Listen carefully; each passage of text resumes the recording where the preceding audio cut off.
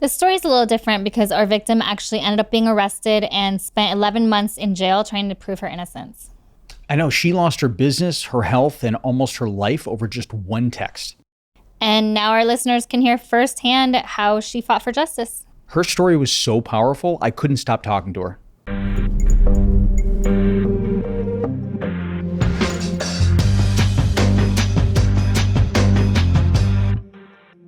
I'm Jamie Beebe. And I'm Jake Deptula. On today's episode of Strictly Stalking, we're chatting with Dawn DaLuise, a stalking survivor who ended up in jail after her stalker reported her to the police. Dawn became the target of a stalker who sent her hundreds of threatening texts and posted online sex ads with her address inviting people to show up to her home and rape her. Dawn suspected a rival beautician who recently set up his salon next door. She jokingly sends a text to her friend about finding someone to take him out and is arrested and charged with solicitation to commit murder. Dawn spends the next 11 months behind bars awaiting trial as it becomes clear who her stalker really is. And now she's here to share her story with us. Hello. Hi, thanks for coming. You're very welcome. Thank you for having me. Why don't you start out and tell us just a little bit about yourself? Okay. I was primarily raised on the East Coast, mainly Northwest Florida. In 1980, I decided I just wanted to move and come to Southern California, the land of milk and honey. And I had been winning a lot of swimsuit beauty pageants along the coast of Florida, so I saved my money up in order to make that transition out here. I had a high school sweetheart who I'd recently married. We came out together. And pretty much, just kind of got caught up in the whole lifestyle here. Eventually, we divorced. I soon remarried and now have 2 grown daughters. And back in the early 90s, when they were still young, I decided to go to beauty school. I wanted to have something to show my girls that they could aspire to. And I really enjoyed it. I enjoyed what I learned and ended up with a surprisingly successful career. Dawn, who are some of the clients that you've worked with over the years? The very first client I ever had was Christian Slater. Talk about intimidating. I didn't have my friend or my sister or anyone like that. It was Christian Slater.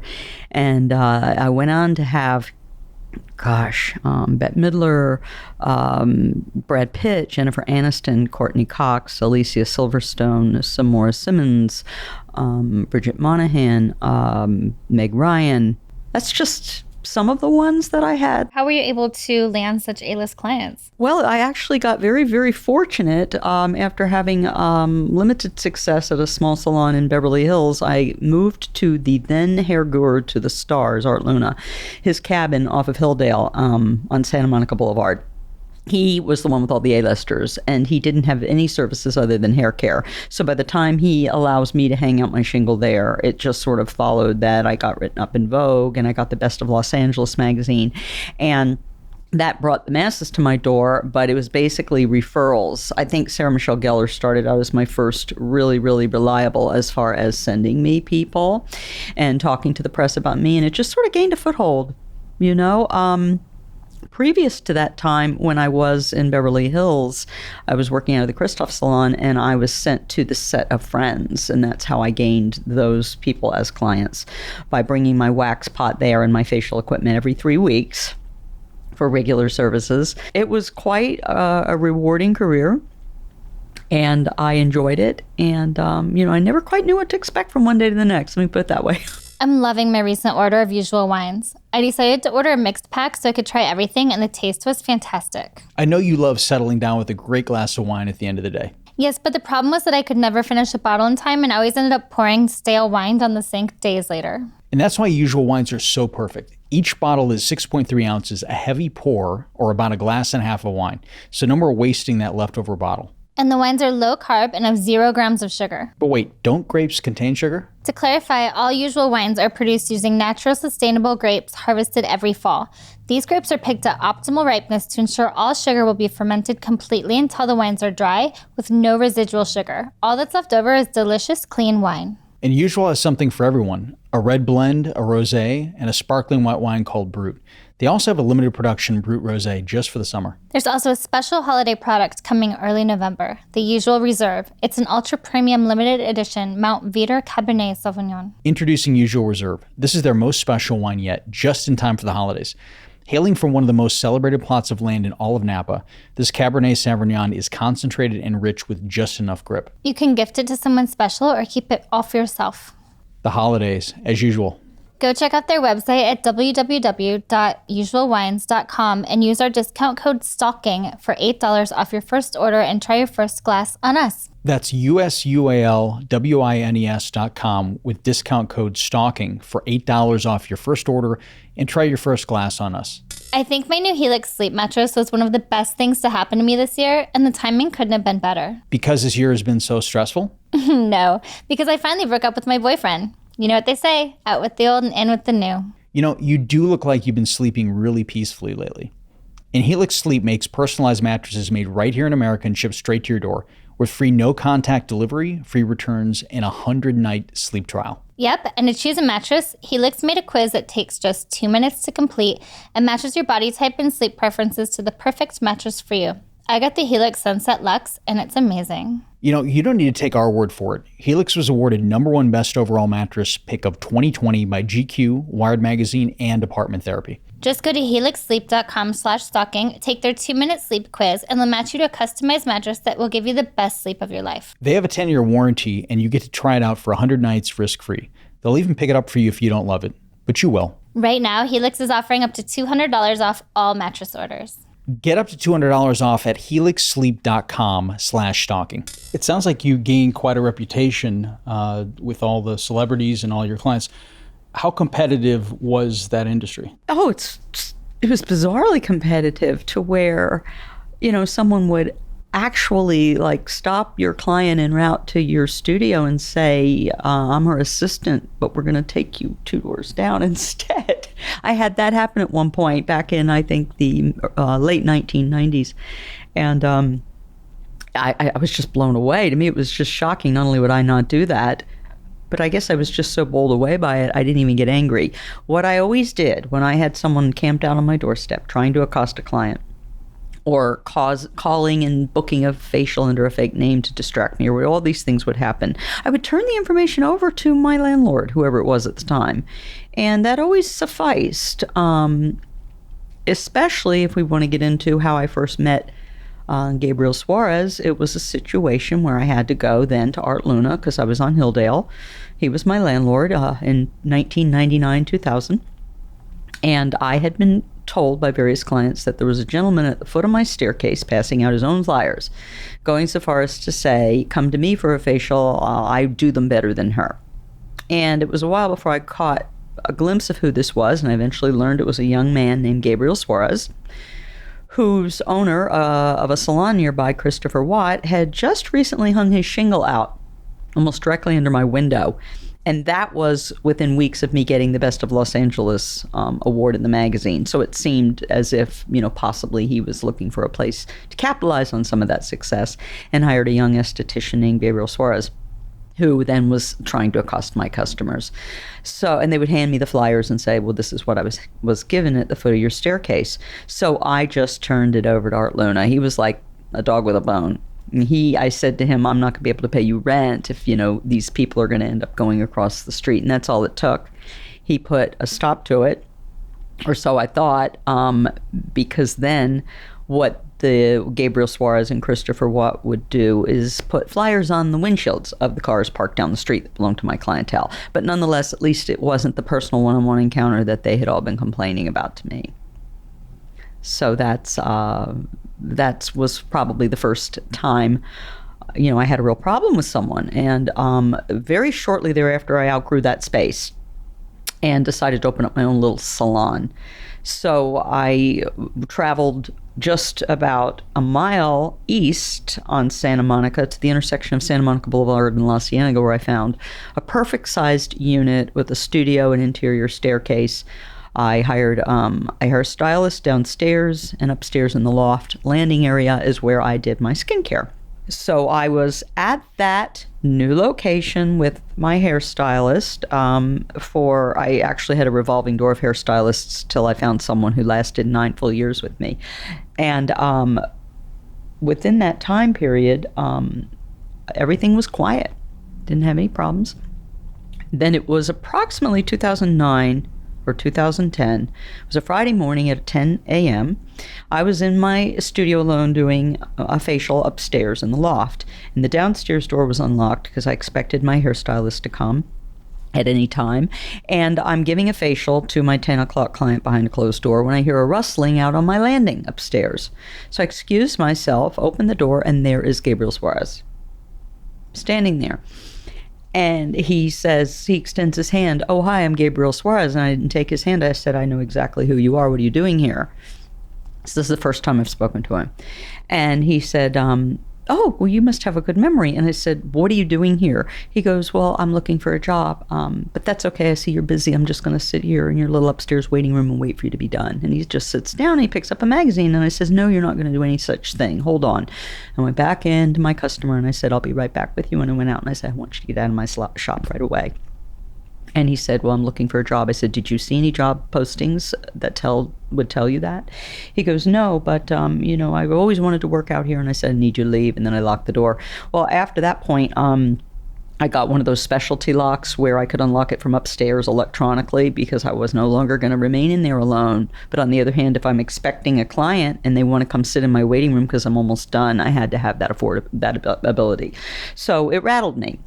And this client who was in my room happened to be a very good long-term client who had been accosted at the previous place 9 years back. And I said to this client, "You're not going to believe who that was. Do you remember Gabriel Suarez?" And he goes, "From the last location?" I said, "That's who was standing out there rustling around." So we had this exchange, me and this customer. He goes, "Oh, that's real weird."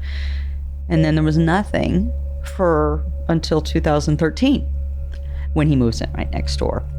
Now, there had not been any vacancies in that building until when he moved in. So I don't know how long he had been circling me. I don't know if, his appearance in my studio in 2009 had led to previous, him being on the property skulking around. I don't know if he had been in touch with the landlord saying, "Call me the minute there's an availability." But from my last seeing him on Hilldale in 2000 until him appearing next door to me running his business was a full 13 years. So I had my fill of this man by that point. I was concerned that it wasn't going to go well in some way, shape, or form. And he did not waste any time going around to the neighboring business owners to say, "Come to me for a facial." Well, several of them were already my long-term customers that were other tenants in the building. A man who owned a restaurant, a woman who did massages. They were already coming to me for facials, and they're reporting back right away that he's telling them to come to them instead. But he didn't leave it at that. "You need to try what I do. In all fairness to me, it's not right that she's the only esthetician here." He was sort of like turning the knife, if you will. So I made a cursory call very early on to my landlord. "This might be a problem. I really don't know why you didn't let me sign a non-compete when I first moved into the building. I wanted that clause in there. But he didn't." And so I said, this could end up being trouble. Around that same time, my friend, a long-term friend, Nancy Jo Sales, who lives in New York and is a writer for Vanity Fair magazine, was out yet again to visit and write stories. And we always got together when she was in town. So we were going to meet up the street in this particular time period, early July, because she was flying out. The premiere of the movie The Bling Ring, Sofia Coppola's movie, was taking place that weekend, and they were set up at the Chateau Marmont for the after party, and she was in town to interview the various people that were associated with that crime, since she had written the book. When I went to meet her, we were ultimately going to have dinner somewhere, but we were going to meet at the Westmont, which was a boutique hotel up the street from my work, afterwards for cocktails. And when I arrived, she was already there, seated with this young diminutive boy I didn't recognize. And she said, "I'm in town interviewing Nick Prugo," and she introduced me, and he was part of the Bling Ring. And I said, "Oh my goodness, having heard the news, this was suddenly an interesting experience to have." So we get to talking, and he had just been released from jail. Very nice young guy. I felt so sorry for him. He was 23. He was wedged right between the age of my two daughters at that point. They were 22 and 24. And he was desperate to get his life on track, and his parents were leaning on him, wanting him to get a job and whatnot. And Nancy's interviewing him. But she's only concerned about the interview, and I'm not concerned about any of it. However, she decides we're going to go to dinner. We went to Boa. And we were there from till like 1 o'clock in the morning, talking with him. Both Nancy and I, she had this idea that he should get on the straight and narrow and begin going around to jails and prisons and speaking to young men, giving them an opportunity to, to redeem themselves. And I was saying, no, he has to do something that earns that first. He just got out of jail. He has to, he has to right all the wrongs he's done before he is anything as inspirational or aspirational. And so she had to fly back to New York real early and was staying at the London. And she said, I have to take Nick home first, though. That's going to be a real problem this late. So I said, I'll take him home, which I did. And en route home, we just made some small talk about, he said, we agreed we did not think that the jail reformed speeches were a good idea for him. And his parents needed him to have a job right away. And I said, oh, well, these reality shows are starting to become popular, and maybe there's a chance that there's a show that has to do with breaking and entering where you can talk about some of the tricks of the trade. Boy, did that snowball. I mean, that went downhill. I mean, that went uphill fast, I should say, because within a week I had a really great agent and I had a publicist for him. And we were having all of these meetings with the top decision makers. And so I said, oh my goodness, his parole officer had begun to call me and said, he's not looking for jobs at Starbucks. What's going on here? I was told to get in touch with you. And so I basically said, we have these very legitimate meetings under our belt, and this is what we're hopeful will come of it. And it might end up being a regular career for him. And it's certainly going to keep him busy and off the streets. And so he and I would talk at some length on many occasions till finally he turned Prugo entirely over to me. He said, as a parole officer, I'm supposed to keep my eye on 170 people a week. If you can just call me if he puts a toe over the line, I'd appreciate it, because ultimately I want him to be getting a job soon. So I then began to take him to the meetings. I was going everywhere with him and then tending to my clientele in the day and then dealing with him again at night. Giving him facials all the while because he had very problematic skin. We had a great rapport. He was behaving well until all of a sudden he started to change. He would come around late for his appointments with me, and he would act entitled, and he'd tell me he didn't want to go on certain interviews, and he wanted a limo sent for him, and he wanted champagne in that limo. And I'm thinking, are you freaking kidding me? You're not Tom Cruise. You're lucky. No. And then he seemed to be able to work that magic with some people. He comes in one day and says, I want to refer a client to you who will pay because you've been really good for my skin. And he's this guy that I know, and he's an accountant, and his name is Edward Feinstein. And since I had 2 facial tables and could do family members and friends at the same time with my machine in between them, I said, well, bring him on your next facial treatment. I'd like to meet him. And that is where I gained a friendship, if you will, or an acquaintance with Edward Feinstein. He was very professional. He drove a BMW who always came in dressed nicely in like a dress shirt and slacks, told me he was an accountant, at times would be on his phone with someone whom he did seem to be doing the books for. He paid, he tipped well, sometimes he'd bring a Starbucks coffee. He was a very easygoing customer. He was the type I liked. You'd think everyone would be that way, but most are late or have some other excuse. So what happened is, Prugo was getting more and more surly. The meetings we were going to, he would just sit there and I would do all the talking like I'm right now. Meanwhile, Suarez is banging next door. And I did have to explain to Prugo and Feinstein what that was all about. And I did say I've had problems with him in the past. Within a week of that time, I got a phone call from Ed Feinstein saying, remember you told me about that guy next door? Well, he said I was getting takeout food at the restaurant downstairs from you one day, and I just happened to, Suarez handed me his business card and gave me a spiel about wanting my business. And I thought, oh great, here we go again. So it wasn't much of a leap for me to believe this. Then eventually it got to where, when Feinstein and Prugo would come to their facials, they said to me, when we left, he was leaning against your car in the back parking lot smoking. Now, I had seen him by the dumpster back there, so yet again, of course I believed it, until later that evening I found my tires had been slashed. So what happened also right at that time, this is the perfect storm where all these clouds were gathering, is I had taken Prugo to a specific meeting at Irwin Entertainment in Hollywood. When they loved the concept, they called the agent and said, we will work with him. Except we're going to do a whole turnaround, and it's not going to be him talking about robbing houses. We're going to show high-tech ways to break into cars. And it was a pretty polished idea by the time we went to Irwin. They were going to put the contracts in with Prugo. Prugo starts right away, well, I'm not going to any more interviews. And by the way, I want money up front, and they need to do this, and they need to do that. And I said to him, I'm just going to have to turn this over to your agent. I'm out of the picture for the most part. At this point, Prugo's also wanting to get in closer in good with my favors. He's wanting to hang out with my daughters, who are both around his age. He is asking if I will legally adopt him, and which is preposterous. His parents are both fed up with him, but they're not looking to get rid of him yet.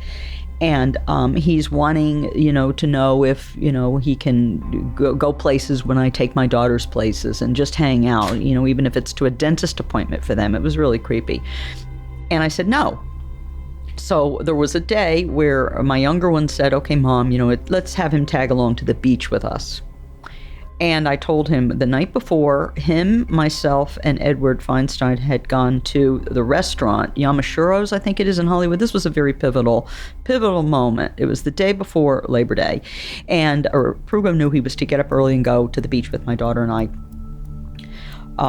But when I left the restaurant at midnight, him and Feinstein intended to go party elsewhere. So when I went to Prugo's house the following morning, he was nowhere to be found. And I was furious because my daughter could have made plans to do something else. So I texted him. I didn't hear from him all day. I texted him and I said, don't ever. You come back and you're paying for your facials. I'm done with you. I'm going to turn you completely over to the agent and the publicist, and they can work their magic with you and Irwin. But because I had been his mouthpiece and, I'm the puppeteer, so to speak, when I stepped back, Irwin dropped the project, and I think that was my undoing. That was when, Feinstein and Prugo decided that I needed to be dealt with in some sort of way. How did Nick Prugo react to your basically wanting to part ways? He didn't care at first until he found out from the agent that Irwin didn't want anything to do with him. And the publicist was a friend of mine, and she said, well, I don't like him either. If you're not around to babysit him as his minder, I'm stepping back too. So within a week, they had dropped him and Irwin had dropped him. But here he comes anyway to have Edward Feinstein pay for the facials, and that was very uncomfortable having him come into my clinic because he still wants good skin care and being very schmarmy to me. He would intermittently be nasty, but then he sent my daughter flowers to apologize for not being available on that Labor Day experience that we were going to have. So I couldn't figure him out. I just knew that Edward Feinstein was a very good client, and by now Edward Feinstein is calling me and saying I shouldn't be telling you this, but if you're still talking to his parole officer, he was in Vegas doing drugs this weekend with me. He was not supposed to have left town. He's throwing Prugo under the bus to me, and the parole officer's calling me and saying, hey, I hear that project went south. Is he working yet? Because, I trusted you to get him a job. And I said, well, I can't be responsible for him anymore. And you furthermore need to know some of the things that I've been hearing about him, apparently. At this time, did you think that Feinstein was a confidant? Absolutely. He's revealing things that he thinks I need to tell the parole officer, and he's still this nicely dressed accountant who is getting fed up with Prugo also. So now he doesn't have me, the publicist, or the agent working with him any longer. He's got the parole officer breathing down his neck and literally threatening to put him back in jail. He's got his family saying, enough already, you got to get out of this house. And I'm still seeing him, and he's getting facials with Feinstein paying. So it was tense, to say the least. And eventually I had some other falling out with Prugo. It was at a Christmas party around this same time. I think it was right before the agent stepped down. Prugo was drunk. Prugo broke something of his, and I remember I said, you can't even come to me for the paid facials. I don't want anything to do with you any longer. So that was that. Feinstein continues to come to see me, and he's just trash-talking Prugo up one and down the next, saying, I've been ignoring him as well, and do you think maybe he's the one that's been slashing your tires? Maybe it's not Gabriel Suarez next door, come to think of it, because I think I saw somebody doing some stuff outside of my car the other day, and I'm wondering if it could be Prugo.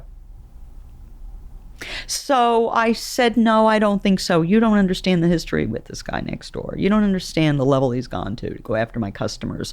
And I don't think Prugo's capable of that. He's afraid of his own shadow. So in hindsight now, though, there were many times where Edward Feinstein started to try to get me looking in different directions for evil coming my way in one way or another. He was basically trying to cause drama in one way or another, saying that all these people were doing things to you when it may or may not have really been happening. Correct, but what I was just going by what I saw around me, and I did know that I had lost complete control of Prugo. What I think was happening is the pot stirrer was Feinstein probably telling him, you don't have to get out of bed unless they're sending the limo. And by the way, Dawn tells me all this crap behind your back, none of which was true. He's a pot stirrer, and he's an equal opportunity troublemaker, so he would try to get everybody angry at themselves, at each other, is what I've realized. So I was rid of him, and I was glad to be rid of him. I didn't have to go to any of those unappreciated meetings any longer. So now I've got just Edward Feinstein as my customer, and he's telling me all kinds of bad behavior he's experiencing with Prugo, who is still sort of latched onto him. And around this time, I'm starting to get these really, really creepy texts. And Prugo wanted to buy skincare products from me, which I refused to even sell them to him. He texted me one day, so Feinstein come and buys them, to give to him. And he says to me, I haven't seen him in months, but I'm going to drop these off at his parents' house. So I was convinced that they were finished with each other. So I begin to tell Edward Feinstein I'm getting these bizarre texts. And it would be, I'm late for my appointment, where do I park? But it would be a number I didn't recognize, and I didn't have anyone coming at that moment. So it was easy to distract me with whatever was going on with these texts. Then it became, what are you wearing? And it was more of a nefarious nature. And this was before, well, even when you could block the texts, I didn't recognize the numbers, and I think they were probably robotexts. But it was enough to frighten me, especially when it got to the point where if I was leaving, they would say, you forgot to lock your front door, which made me think somebody's close by at this moment. Or then it would be, why are you wearing a black dress, and who are those two people you're sitting near right now? I mean, that's how creepy it got at a certain point on my phone. And it was very, disconcerting. And then around that time, the food deliveries, which everyone has heard of pizza coming to them they didn't order. But when you have them from every single delivery place coming at once, people thought we were having an open house. There was Subway sandwiches, there was sushi, there was pizza, one after another, hundreds of dollars worth of food. And I said, I didn't order this, I'm so sorry. And these people wouldn't go away easily. So I'm getting texts, I'm getting this food, we're not getting any work done. Then one night in October, I had gone home, it was already dark, and I had gone home at around 6:30, and my partner had stayed there. And then as she walked out to the front of our building, there were all these flyers. And it was my face photoshopped on a naked woman, spread eagle, and it said, here's my address, it was my business address. Stop by, boys, the first time is free. And it was a windy night, so they're blowing. And they're literally landing on tables of the outdoor restaurants. And she's telling me about this, and I'm horrified. And she says, oh, Dawn, I'm just so sorry that this happened. And she said, but I'm gathering them up, her and her friend, that we're going to have lunch. She said, there's about 50 or 60 flyers blowing around. We're going to get them. We're going to throw them away, and I'll save one for you to see tomorrow. But I didn't sleep that night. I was at work early to find out what was going on. And she did tell me after she got home that night, she called me and she said, I think I got every one of the flyers, but that man that's next door, that Gabriel Suarez, was out by the dumpster when I was throwing them away in our back dumpster, which happens to be behind our building where there's no lights. I says, what was he doing back there? She says, I don't know. He was just standing there. It kind of spooked me because I hadn't really filled her in a lot about him. And I'm already thinking he's the one with the flyers. And of course I tell Feinstein, who says, eventually tells me, oh, he handed me one of them, so I know it was him. So everything that I would try to validate in some way, shape, or form, because Feinstein said he knew this and saw that or was present when this or that happened, it made me know with absolute certainty that this was Gabriel Suarez who was doing all of this. So we've got the flyers, we've got the texts that are still coming through, we've got the fast food deliveries, and then we start getting the Craigslist ads. All of this is within about a 4 to 5 month period of time. But we couldn't catch our breath, and we just could not deal with our business, and we were trying to keep it from our customers. So it was just an onslaught. And the Craigslist incidents would happen at night after I'd gone home. My townhouse is like Fort Knox. You could not get through unless you literally were allowed in by the tenants, and yet somehow there were men making it to my doorstep. I did not know how they were getting into the building. It was more than them just waiting for someone to buzz. I don't know. But I would look out my peephole, and there would be some scraggly character, and I would yell, "What do you want?" And they have their phone. "Is this Dawn?" Yet, well, I'm responding to the Craigslist ad. But these ads were being taken down almost as quickly as they were being run. So I didn't have any time to see what was being posted until I did pick up a call from one of the more avid pursuant men who wanted a free sex or whatever I was allegedly offering. And I said, "Who are you? And can you tell me why you're calling?" And he did. He was an attorney who lived in Century City. And I said, "Can you take a screenshot of the ad? Because I can't find it. I was going on Casual Encounters and whatnot. I could not find it." He sent me a screenshot, so that was the first time I read the most vulgar, an old MILF with a not wet pussy and I need lubricants and all this stuff. But dinner is served, boys, come and get it, bring friends. I was horrified when I saw it. And I told him. And I was crying on the phone, and he said, "I'm so sorry, my God, and I'm one of the people calling you who wanted to respond to this. I'm not really that kind of person." I says, listen, no, I'm not holding it against you. We're both victims of whoever put this up. It's not for me to say, what you're attracted to or not attracted to. I'm just so appreciative that, you're being considerate of the fact that I didn't run that ad. But that was only the first of many. And what did come under question down the road was whether there was or was not an actual ad placed that I had a rape fantasy. 110% it did pop up on Craigslist during that brief period of time when it was then taken down. Because I was able to save screenshots of some of the men that said, "Are you the girl with the rape fantasy? I'm circling the block and don't know where to park. What apartment number are you in?" But it never got further than that, which makes me think that the texts were intermittent. Some would be coming from Feinstein himself, and some would be coming from the real respondents. And that's where it started to get very tricky, because if I would say to Feinstein, for instance, "I just don't know what I'm going to do. These men are coming to my apartment all the time, but I think I'm going to have the locks changed on the front." The landlord said, "She'll do that for me." Well, then the next day, I had another tenant point out, when the men are still arriving in droves at my door, or whenever that lock had been changed and I didn't understand it, someone found a rope that you could shimmy, that like a rope ladder that was put on one side of our building by the parking lot that could be climbed over. So here I'm telling Feinstein I'm going to get the landlord to change the front padlocks, which she does. Therefore, no one can get on my property. And he's making a mental note to direct people to a rope ladder that he installs. So there were the valid Craigslist men who were saying, "I'm driving around and can't get into your building." Then there were those that were showing up at my door. But I didn't put all this together till much later. It was just everything bad that I suspected could happen was happening. If I voiced to Feinstein my greatest concerns, the next week, that's exactly what was happened. Case in point was the church I attended at the time. I was so afraid that the flyers, because by that point they were making their way to my daughter's neighborhoods, the lewd flyers with my face photoshopped. They were getting emails with their own face photoshopped onto flyers, which said, "We love having incest with our mother, and she's teaching us to be a whore like her." And these photos were of my children when they were younger. Their face was on X-rated, women having sex with multiple partners. And so I thought, oh no, what am I going to do? Because I headed up a group of volunteers at my church. I was a leader of a group. And that's the last place I wanted any of this vulgarity to end up. And as usual, I tell Edward Feinstein, I was crying one night when I called him because he would make me feel really comfortable. "You want me to come over there? Haven't you gone to the police yet?" I said, "I'm going to the police all the time." "Well, they're not doing their job. You need to go over there and demand.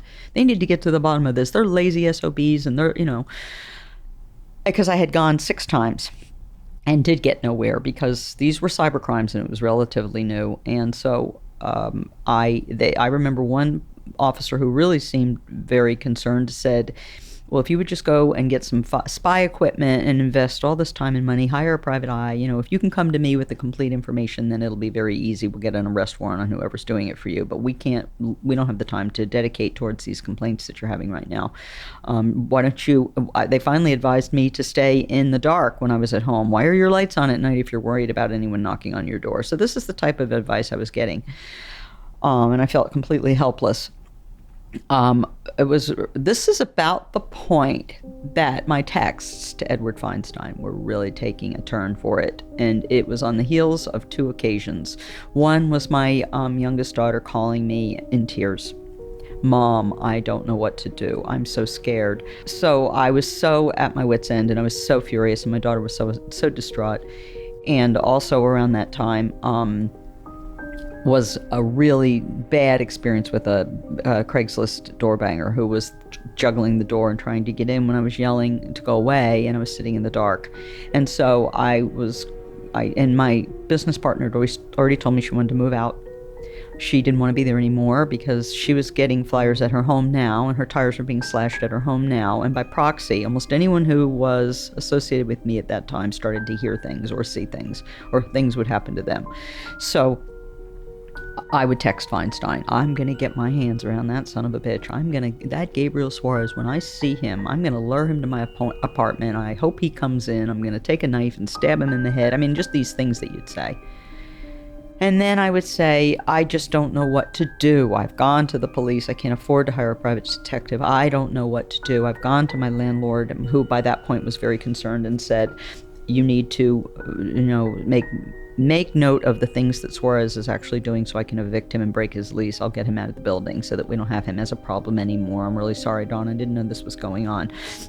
So very malicious texts I'm sending to Feinstein, and him fanning the flames by going, well, a lot of good a knife's going to do. Why don't you get a gun?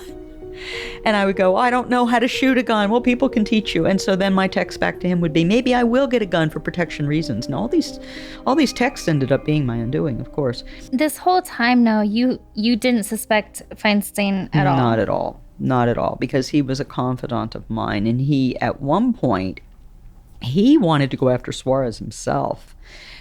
And he said, I'm going to Photoshop his face on some sort of a lewd body, and I'm going to take a brick and wrap that flyer around the brick with some twine and throw it through his window. Would you like me to do that for you, Dawn? And I said, absolutely not. The fingers will point only in one direction. No, please don't do anything. Did you ever confront Suarez? No, everybody asked me. By this point, I was so terrified of him. I had made it a point not to speak to him when he was beneath me, as I felt, harassing my clients on Hilldale. When he moved in next door to me, I was very irritated and told him, go away and leave me alone.